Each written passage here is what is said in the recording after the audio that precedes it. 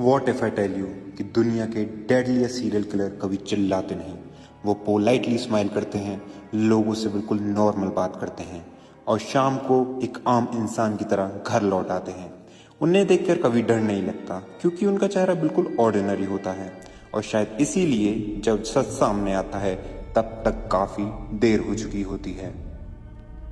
Plainfield, Wisconsin, एक छोटा सा क्वाइट अमेरिकन टाउन जहां लोग रात में अपने दरवाजे लॉक करना भी जरूरी नहीं समझते थे। पर जब साल 1957 वहां की पुलिस ने एक फार्म हाउस का दरवाजा खोला तो उन्हें जो अंदर मिला उसने फॉरेंसिक हिस्ट्री के सबसे डिस्टर्बिंग केस को जन्म दिया।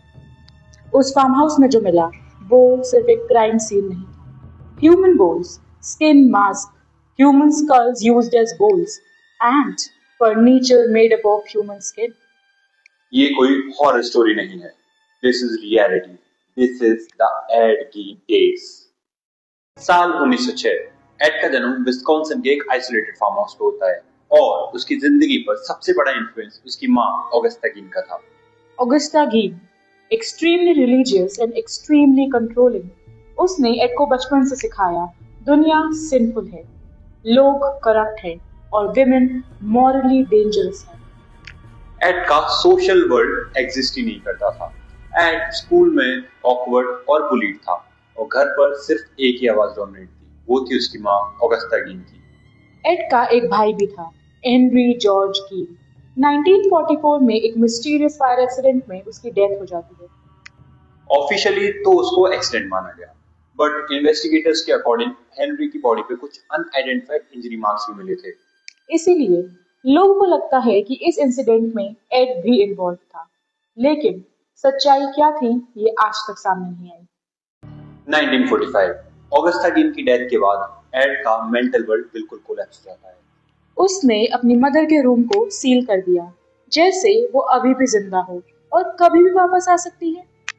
फॉरेंसिक साइकोलॉजी के पर्सपेक्टिव से ये एक एक्सट्रीम अनरिजॉल्व ग्रीफ का केस था और जब ग्रीफ प्रोसेस नहीं होते तो वो ऑब्सेशन में कन्वर्ट हो जाते हैं। और इसी टाइम ड्यूरेशन के बीच एड सिमेट्रीज को विजिट करना शुरू कर देता है। वो फ्रेशली बरीड बॉडीज एक्सह्यूम करता था और अपने फार्म हाउस लाता था, लेकिन उसका टारगेट रैंडम नहीं था। ये सारी बॉडीज मिडिल एज विमेंस की होती थी जो उसकी माँ जैसी दिखती थी। पुलिस इन्वेस्टिगेशन में जो उसके फार्म हाउस पे ऑब्जेक्ट्स मिले वो बहुत डिस्टर्बिंग थे। Human skin mask, lamp shade, furniture upholstery और एक वुमन स्किन सूट जो कि उसने अपनी ही विक्टिम की स्किन को उसकी बॉडी से रिमूव करके फिर स्टिच करके बनाया था। वो उसे पहनकर औरत बनने की कोशिश करता था और अपनी माँ जैसी फील करने का ट्राई करता था। यहाँ एक बात तो क्लियर है, एड गीन एक टिपिकल सीरियल किलर तो बिल्कुल नहीं था। ऑफिशियली सिर्फ 2 मर्डर रिकॉर्ड हुए। विक्टिम नंबर 1 मैरी हॉगन जो कि प्लेनफील्ड में बार चलाती थी।